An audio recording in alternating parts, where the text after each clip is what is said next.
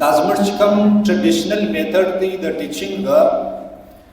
دا اوس یو نوی روح اخلي. ماشاءالله تی ډېر خوش قسمته یاست. تی لایبرري له هم ځئ، تی لیبارټري له هم ځئ، تی کمپیوټر لیب له هم ځئ. زموږ غټه ستړیا دا ده چې اوس موږ ته دا ټیلنټ معلومیږي نه چې زموږ ټیلنټ دی بچی شي. تایوان د فیلډ سلیکشن وکړي، بیا به 10,000 ګنټې هغه فیلډ ته ورکوي.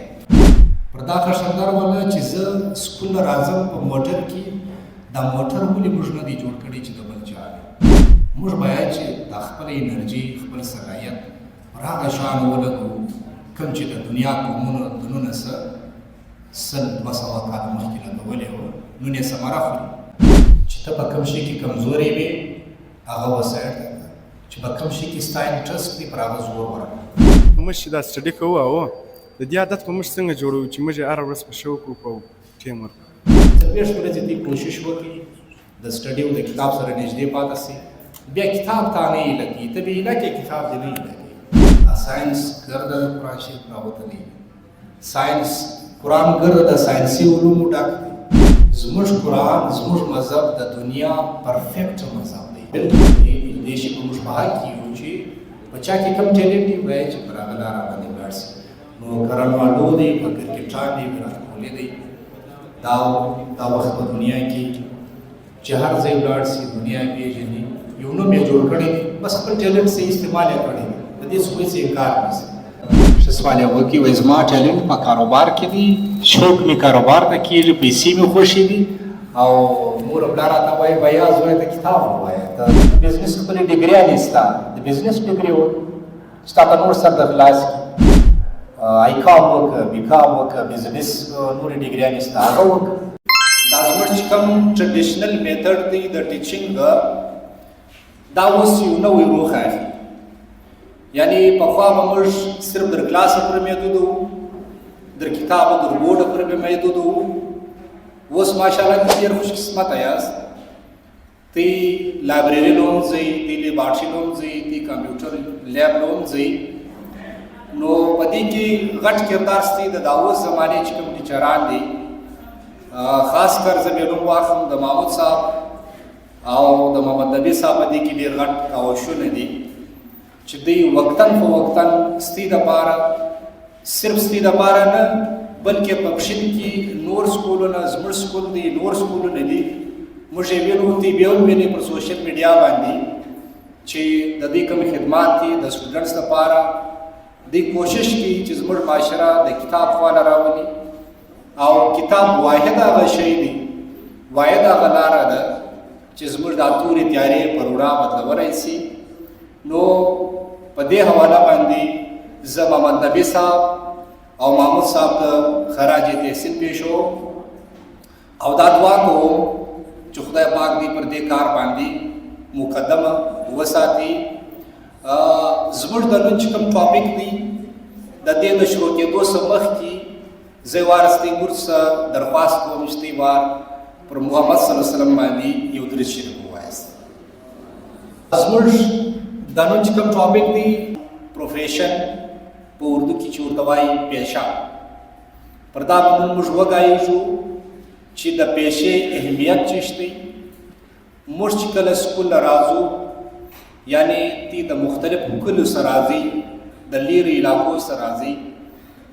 څوک څه طرح څوک څه طرح ځان را رسوي، 10 کیلو بستې مې بشایي، تکلیف برداشت کړي او سکول ځان ورسوي. اوس چې تی سکول رالاست، تکلیف مې برداشت کړي، خرچه مې راواخیسته، بیا ستې ذمواري چې شته. په دې کې اکثر هلکان دا طرح دي، سکول خو راځي، عادتاً راځي، په مایند کې څه نه لري چې زه سکول ځم، زما مقصد څه شته. که چیرې دی مقصد لري، بیا د دې مثال به زه دا طرح درکړم چې ته په ګاډي کې سپورې روان یې، سفر کوې، که ستا سفر معلوم نه وي، تا په دماغ کې دا شی نه ایښي چې زه کوټې له ځم، زه کراچۍ له ځم،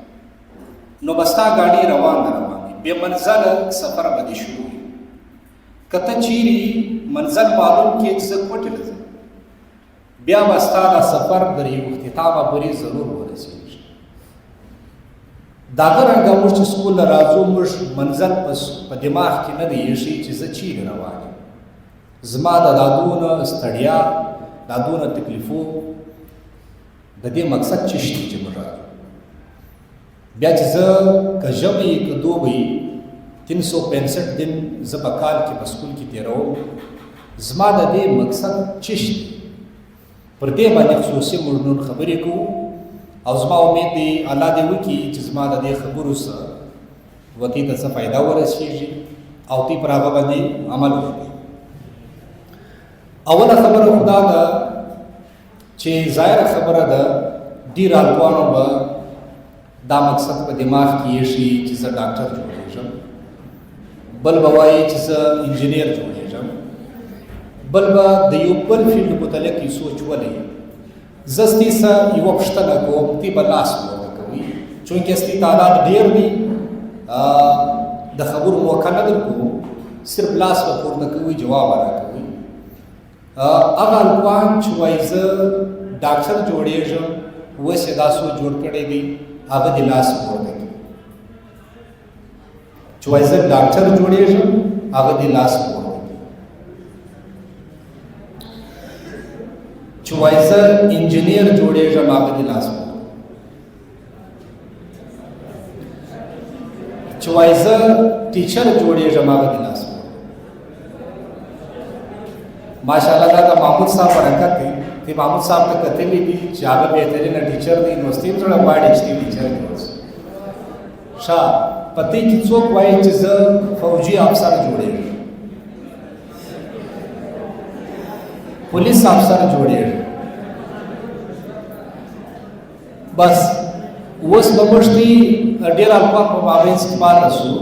چې هغه چیز جوړېږي پروفیشنز خو هسې هم ډېر دي. خو زه به ستې سره دا یوه پوښتنه وکړم چې تا د دې پیشې انتخاب ولې کړی دی. اوس ګوره خبره د دې داسې شروع کېږي چې کله ته د یو پیشې انتخاب کوې زموږ د کردو غټه ناکامي دا ده چې موږ د هغه پیشې انتخاب زموږ د ټیلنټ خلاف، یعنې زموږ چې په کوم شي کې ټیلنټ دی د هغه مطابق موږ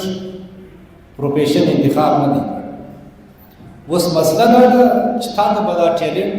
خدای پاک هر انسان کې ټیلنټ صلاحیت ایښی. اوس به دا صلاحیت تا ته څه طرح در معلومیږي چې په تا کې د کوم شي صلاحیت شته. د دې لپاره که ته چیرې غواړې چې ته دا ځان ته معلوم کړې چې ستا صلاحیت په کوم فیلډ کې دی په کوم سبجیکټ کې دی نو پر دې باندې محمد نبي صاحب هم کار کړی دی. هغه کتاب هم شته په لایبرري کې ستا ته سټډي کوی سي. د خپل صلاحیت معلومېدو لپاره ته خپل ځان تجربه کړه. تجربه دا ده یو هلک دی په میتھ سبجیکټ کې ډېر ښه دی، په کیمسټري کې ډېر کمزور دی. اوس دا زموږ د ټیچر کار دی چې پر ده باندې ډېره سختي په کیمسټري کې نه وکړي. بس د ده انټرسټ معلوم دی چې دی په میتھمیټکس کې ډېر ښه دی او که یو څوک په کیمسټري کې ښه دی باید چې بیا زموږ ټیچر پر میتھمیټکس باندې دی کورس نه کړي. ولې دی په کیمسټري کې ښه دی د ده سپیشلیټیز او ټیلنټ په هغه کې. نو دا طرح یو انسان چې دی هغه په مختلفو شیانو کې ټیلنټ نه لري، ضرور به په یوه شي کې ټیلنټ لري. زموږ غټه ستړیا دا ده چې اوس موږ ته دا ټیلنټ معلومیږي نه چې زموږ ټیلنټ دی په څه شي. زموږ د سبق سخوار ګرځي، سبق و کلاس پر موږ بوج دی، کلاس ته نه ځو. د یو ټیچر پیریډ ډېر په شوق اخلو د بل نه اخلو. د دې وجه ده چې کوم کلاس ته په شوق اخلي په هغه کې ستا ټیلنټ شته، په دا ته نه اخلي.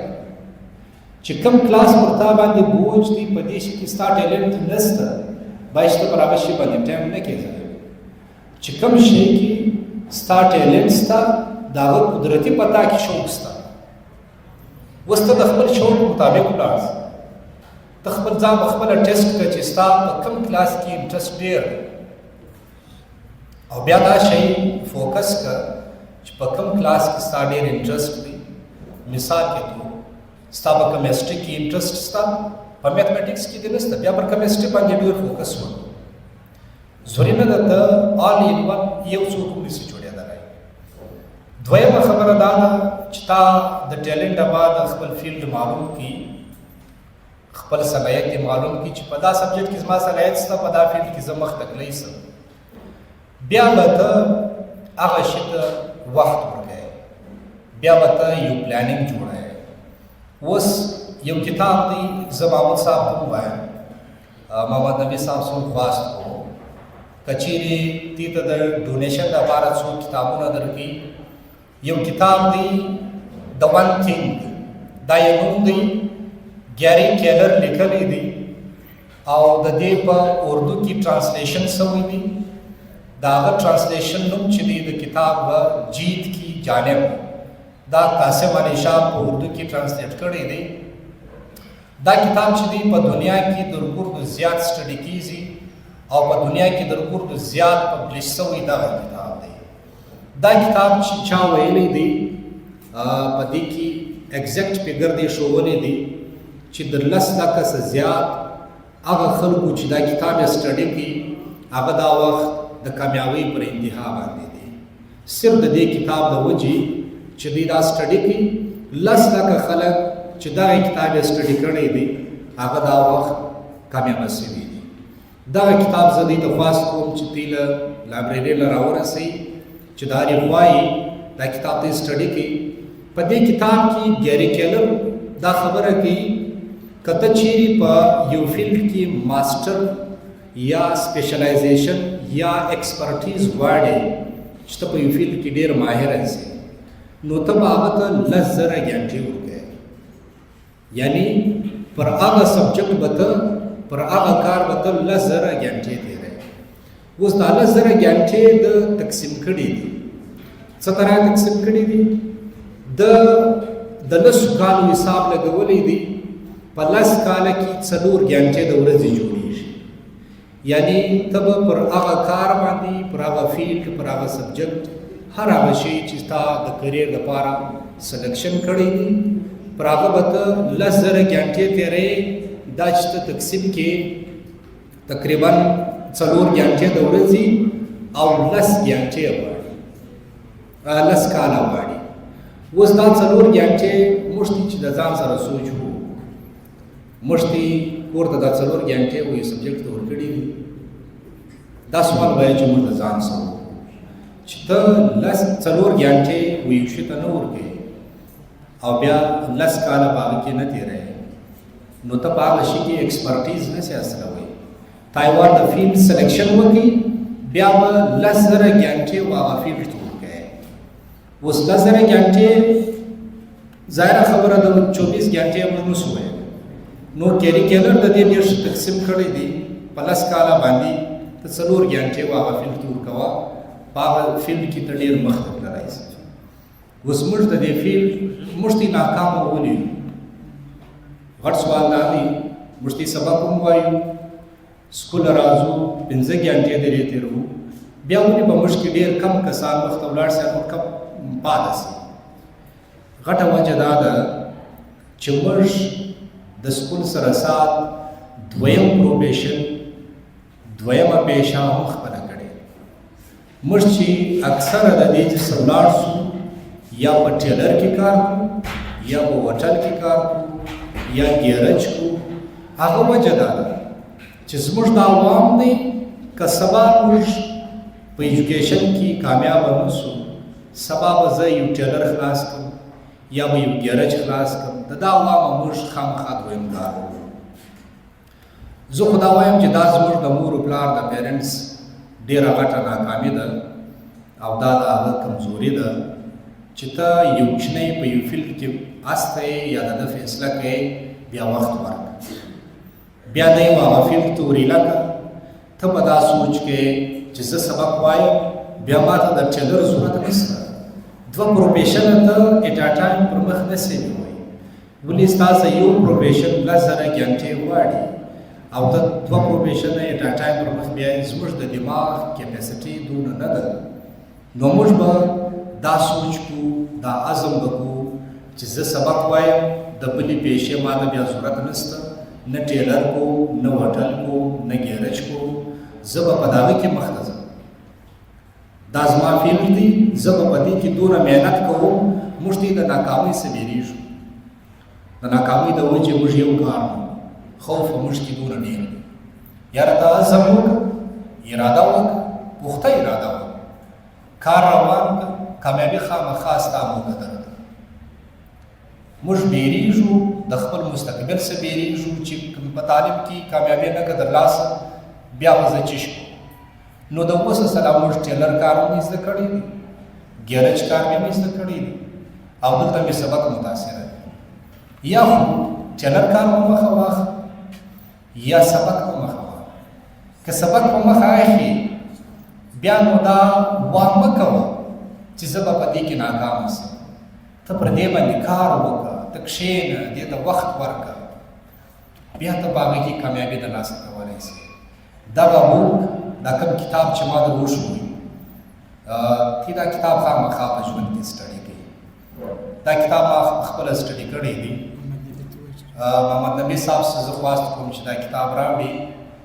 سیدر لایبرري پرې راورسوي. د ون تھنګ دا یې نوم دی، ګیری کیلر لیکلی دی، او په اردو کې قاسم علي شاه ټرانسلیټ کړی دی. جیت کی جانب په نوم باندې په اردو کې اویلیبل دی. اوس زه ستاسې سره یو خواست دا کوم چې د سبا مستقبل ته یاست، د سبا سټارز ته یاست. زموږ والدین، زموږ مور و پلار، زموږ نیکهګانو که زه دا ووایم ډېر کار پرېږي. زموږ معاشره د دنیا تر معاشرو افاترینه معاشره زموږ ده. وجه دا ده چې زموږ نیکهګانو زموږ پر غاړه ډېر کار پرېږدي دي. دوی د خپلې حصې کار نه دی کړی. دنیا روان ده وه مخ ته تله، زموږ دې نیکهګانو د نس غم اخیستی وو، 2 ټایمې ډوډۍ پیدا کوه. موږ وایو چې ته ډوډۍ پیدا کړه، ته کوشش وکړه د دنیا سره په صف کې هم ودرېږه. ته هغه پروفیشن ته لاس ور واچوه چې تا د دنیا سره په صف کې هم درېږي، تا په نس هم مړېږي. زه به مثال د ډاکټرۍ نه درکړم. یو ډاکټر ډېرې ښې پیسې پیدا کوي، دی خپل نس هم ساتي، بچان هم ساتي، او د دې سره سات دی د دنیا سره په لاین کې هم ولاړ دی. دی شعوري لیول په دنیا سره په لاین کې ولاړ دی. نن که دنیا پر کم سټیج ولاړه ده، ما ورته یې تصور هم نسو کولی، ما ورته دا ګلاس نسو جوړولی.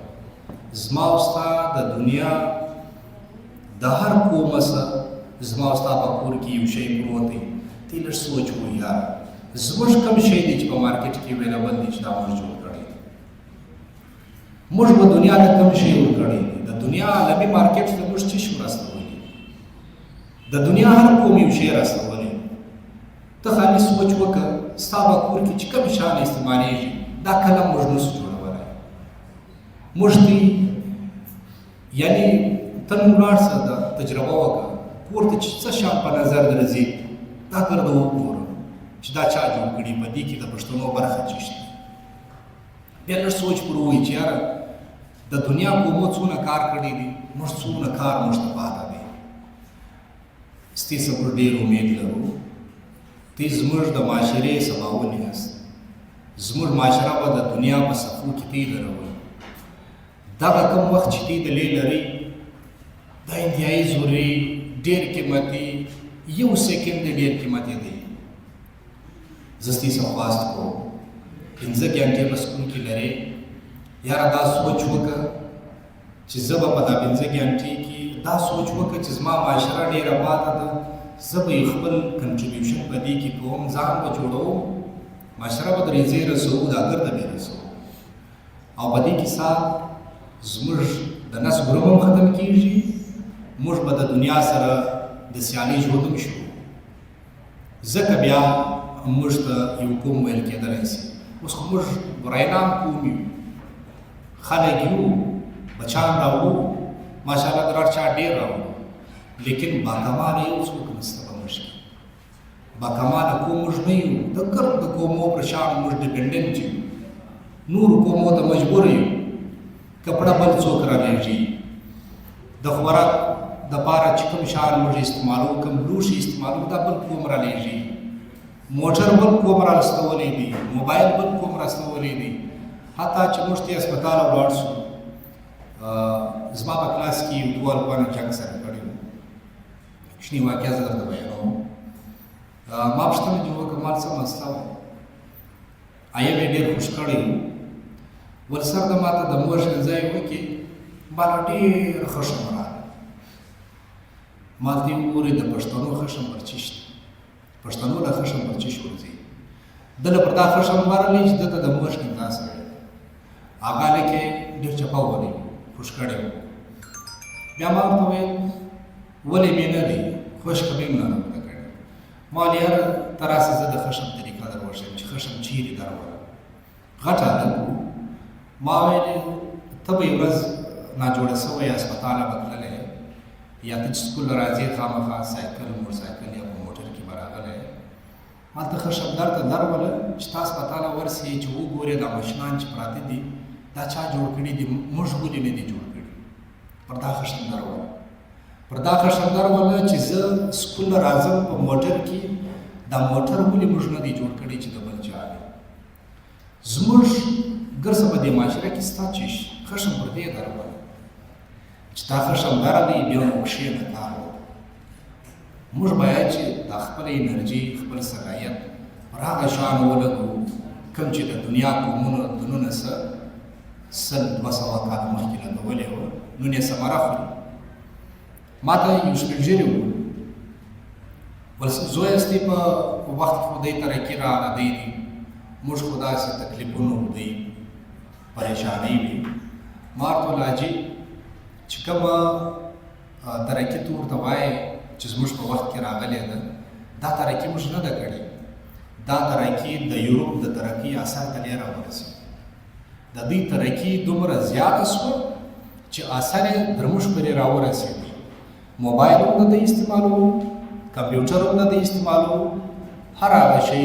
چې موږ یې استعمالوو یا موږ ته سهولت جوړ کړی دا د بهر دی دا زموږ نه دی موږ خپل ځان له یو سهولت هم نه دی جوړ کړی اوس ته هم بار ساک شانه سبند کې زموږ هغه د 1945 او 1960 ژوند شروع کېږي دا د دنیا ترقي ده دا لایټ ماته لګېږي په دا زه نه یم خبر چې د دې ماشینان چیرې جوړېږي او بیا دا برته په کومو ماشینانو کې جوړېږي یا دا سپیکر ماته پروت دی زه 3 ورځې پورې زما غږ رسېږي دا موږ نه دی جوړ کړی دا چې اوس بار راسبند کې زموږ ته هغه ژوند شروع شو کوم چې زموږ د سپین ږیرو ژوند ما ته ته وختي هم وویل چې زموږ مشرانو زموږ نیکهګانو هغه کار نه دی کړی کوم چې د دنیا قومو کاوی او دوی لګیا صرف 2 ټایمه ډوډۍ د نس لپاره پیدا کوي نو چې دوی هم کمزوري کړې ده دوی غفلت کړی دي موږ هم کوو بیا به زموږ نسلونه موږ په ښه الفاظو نه کې یاد زموږ نیکهګان زموږ جنګلات ګرده وکړو زموږ شنې مځکې سپیرې کړلې دا جنګلات یې د اور دپاره استعمالول حالانکې د مځکې لاندې ګیس ته پټرول شته دی به دا نه دي خبر اوس هم زموږ د علاقې د وسایلو ذخایرو ډکې موږ نه یو په خبر چې دوی څومره غفلت کړی دی نو نه تاوان موږ ته رسېدلی چې موږ یې وکړو زموږ نسلو ته رسېږي نو بس دا به څه ګزارشات اوستی مخکې مې وړاندې کړو او ستاسې څخه دا هیله کوم خواست کوم چې دوی خپل وخت ډېر قیمتي کړي هر یو سبا چې په معاشره کې را روان دي معاشره فخر کوي قوم فخر کوي په ښه خلکو باندې خلک فخر کوي د لرې دې څه ډېر څوک یې وایي دا زما تربرو ده وایي فلانی صاحب زموږ د کلي دی او بد کردارونه د بدې کردارو سره څوک بېزاره چې خپل ورور یې هغه دا کوشش کوي چې دا زما هېڅ نه نو دوی کوشش وکړي ستی په قیمتي وخت باندې دوی خپل ځان قیمتي کولی شي سبا به مو ډېر ښه ژوند وي په معاشره کې به مې قدر وي خلک به ډېر ښه د عزت په سترګه درته ګوري دا ستی په خپل لاس کې دی دا اوس وخت در سره دی که دا تېر شو بیا به د افسوس علاوه یو شی ستا په لاس کې نشته بیا ته څه کوې 15 کاله بعد به انشاءالله دا ګرده ځوانان د ډېرو افغانو به ودونه هم شوي بچیان بیا به وخت نه یې در سره دغه 15 کاله محنت وکړه کوشش وکړه خواري وکړه د خپل ځان لپاره مې مستقبل جوړ کړه د معاشرې په ګټه باندې هم تمام سه نو به انشاءالله موږ یو ډېره خوشحاله معاشره ولرو که ته محنت وکړي خواري وکړې اوس که ته چیرې سوال لرئ یا یو څوک سوال کولی سي د خپل پروفیشن د خپل سلیکشن یا یو څوک یو کمزوري لري هغه بیانې سالار هغه شی چې ستی په دماغ کې هغه دې موږ سره شریکولی سي بلکل ګبراویږئ مه شرمېږئ مه موږ ته غټه خبره دا ده یو شی مې په دماغ کې د چا در مخې نسو بیانولی یاره دا ګبراهټ ختم کړي ولاړېږئ ګلم ګلا خبره کوو غټ زړه پیدا کړي یو شی نشته که څوک سوال کوي بلکل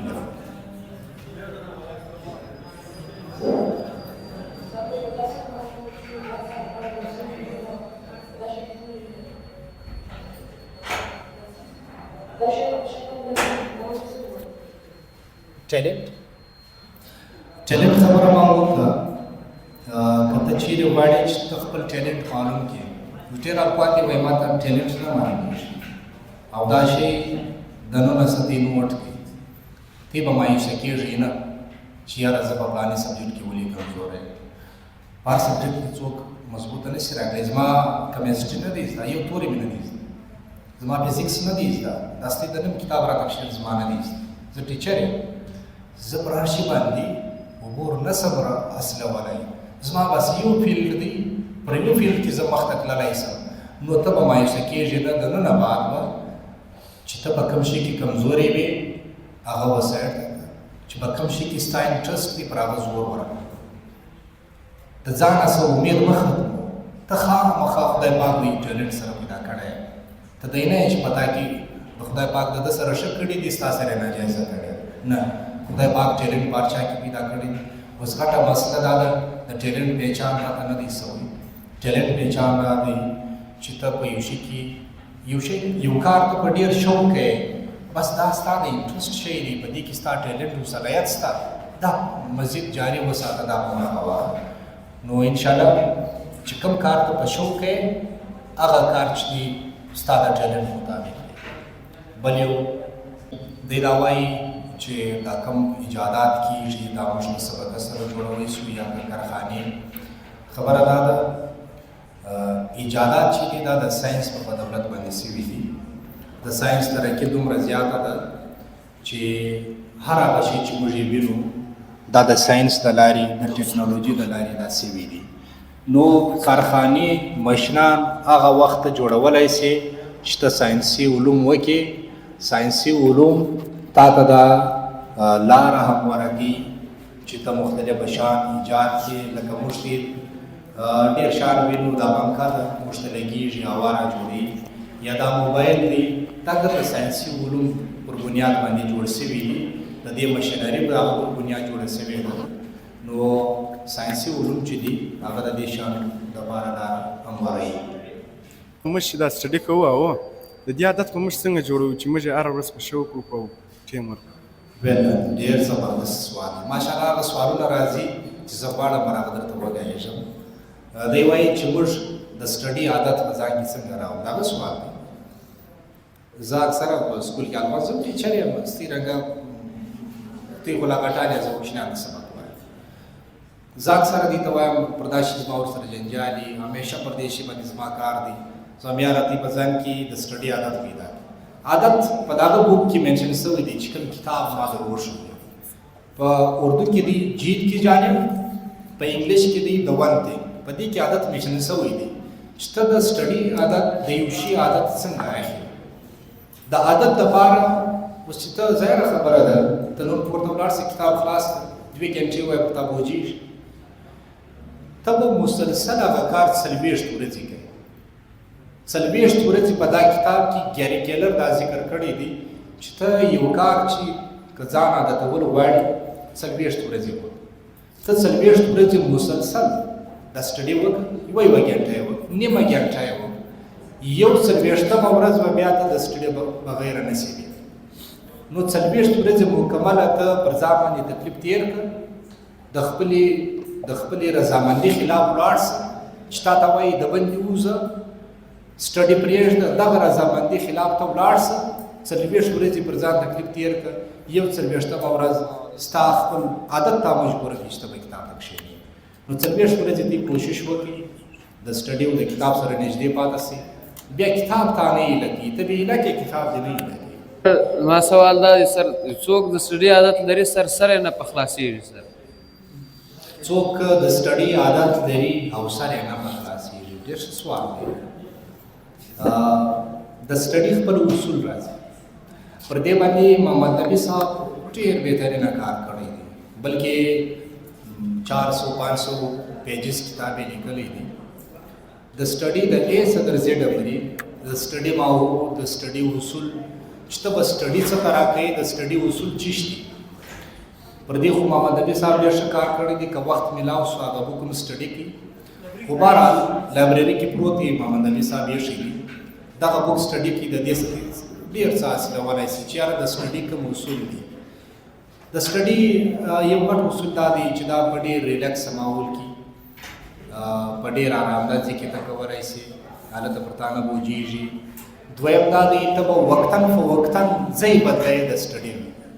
مطلب تا 3 ورځې دلته سټډي وکړه په کمره کې دننه درېیمه ورځ هغه ځای بدل کړه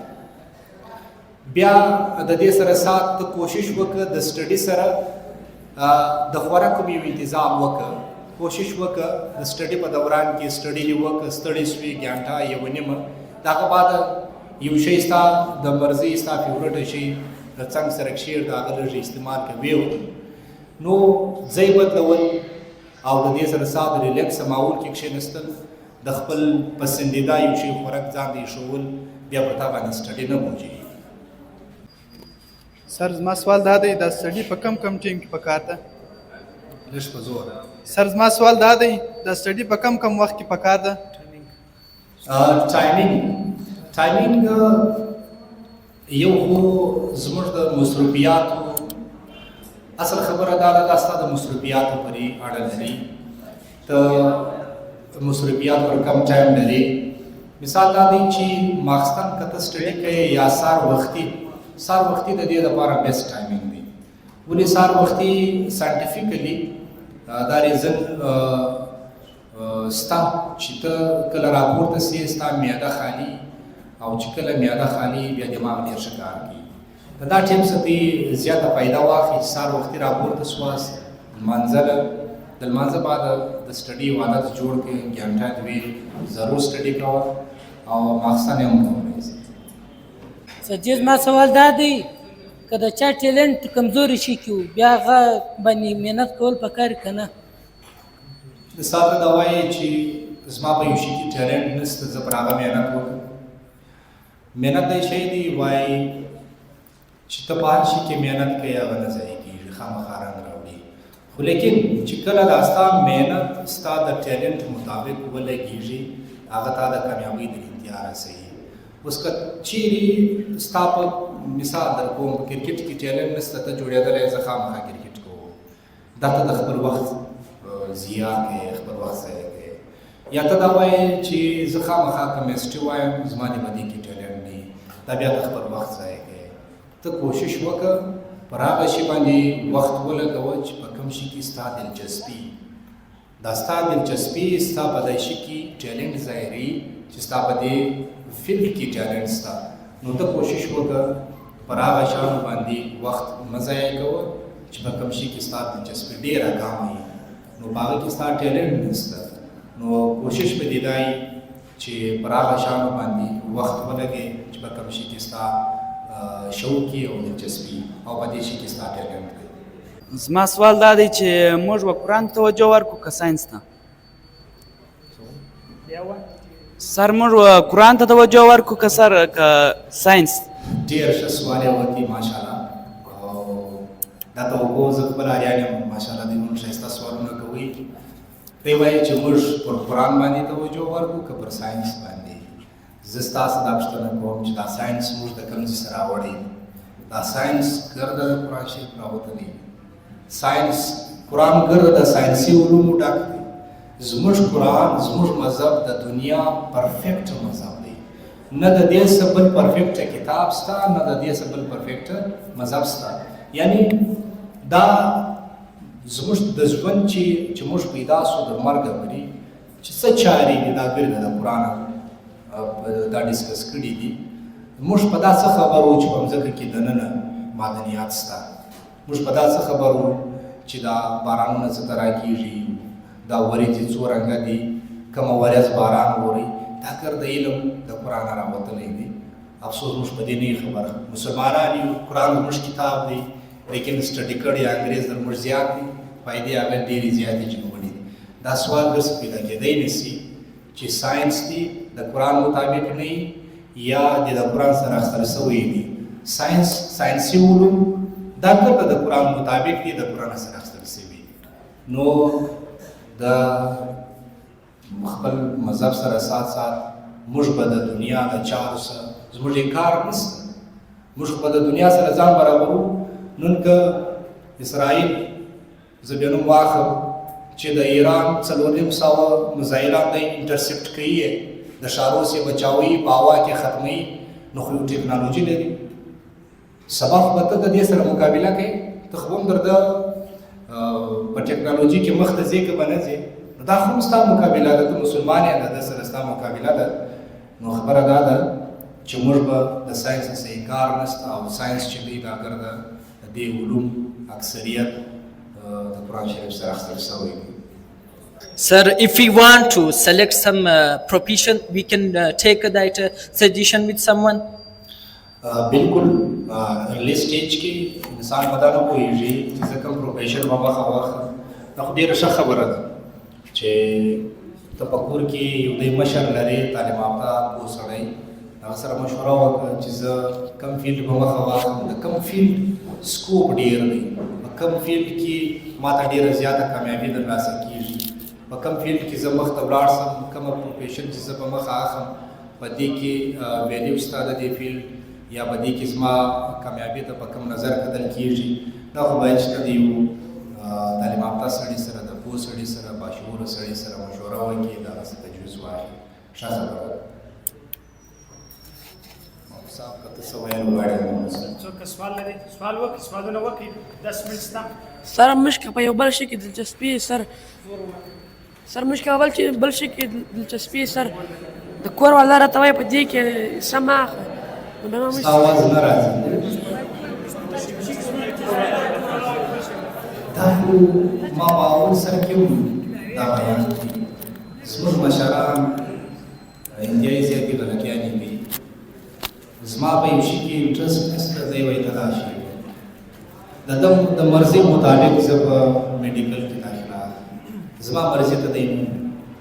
زما په دلچسپي ته دی نه. دویمه خبره دا ده دی د دې فیلډ سره سات تا و ټیلر ته مراجعه، تا و ګیرج ته مراجعه، دی وایي هغه کار وکړه، یې وکړه. رابعه شو خو زموږ د مشرانو اکثریت زموږ ځوانان، زموږ ینګ جنریشن چې ضایع کېږي، پر ښه فیلډ باندې نه پیښېږي، یا د دې د ټیلنټ چې کوم زیار روان دي، دا خو زموږ د غلطو، زموږ د مشرانو د غلطو فیصلو د وجې دي. نو موږ باید سر وخلاص کړو، په سکول کې د ټیچر سره مشوره وکړه، د یو باشعوره تعلیم یافته سړي سره تجربه وکړه، بیا پلار پر هغه باندې کنوینس کړي چې بابا دا یې پیدې دي، دا زما فیلډ دی، په دې کې زما شوق دی، زه مخکې کې تللی شم. او بیا که چیرې هم نه مني، ټیچر ته به لاس ورکړه، د ټیچر سره کنټیکټ وکړه، ټیچر بیا به دې شي کنوینس کړي چې ستا زوی په دې شي کې ټیلنټډ دی، هیله یې کړه مخ ته چې دی په خپله طریقې په دې شي په دې فیلډ کې وکړي. نو پکار دی چې موږ بیا خپله کنوینس وکړو. زما سوال دا دی سر، خدای پاک په دنیا کې پر انسان کې یوه خوبي ایښې ده، اوس په چا کې د سټډي خوبي، چا کې د سپورټس خوبي. لکه مثال کے طور پر کرسچیانو رونالډو دغه د په سټډي کې هیڅ کله دلچسپي نه حاصل کړ، هغه هم دا وخت د دنیا یو هیرو دی. اوس به دی سټډي ته خامخا توجه ورکوي که خپل سپورټس ته؟ زبردست ډېر ښه سوال دی. موږ هم ساره یې څه پر دغه ګایېږو، موږ وایو چې ګوره چې کوم شی زما د انټرسټ د شوق ایریا ده، پر هغه موږ باید چې ولاړ شو. خامخا دا نه ده چې زه دې د کیمسټري سبجیکټ سټیټ ووایم، یا زما کیمسټري کې دلچسپي نشته، زما نه دی زده. ما دې د خپل مثال درکړي زما کیمسټري نه دی زه ټیچر یم زما فزیکس نه دی زما بایولوژي نه دی د هغه طرح یو هلک به په سپورټس کې ډېر ټیلنټ لري بیا دې د سپورټس والا ولاړ شي ښه کرکټر جوړېدلی شي ښه فوټبالر جوړېدلی شي دا خو بلکل په دې شي په موږ په حق کې یو چې په چا کې کم ټیلنټ وي باید چې پر هغه لاره باندې ولاړ شي نو که رونالډو دی که کرکټر دی ویرات کوهلي دی دا وخت په دنیا کې چې هر ځای ولاړ شي دنیا یې پېژني یو نوم یې جوړ کړی دی بس خپل ټیلنټ صحیح استعمال یې کړی دی په دې څه هېڅ انکار نشته نو موږ هم بزنس پر دغه روان دي ساری چې پر دغه ځایېږو ستا د ټیلنټ چې کومه ایریا پر هغه باندې ولاړ شي جی بني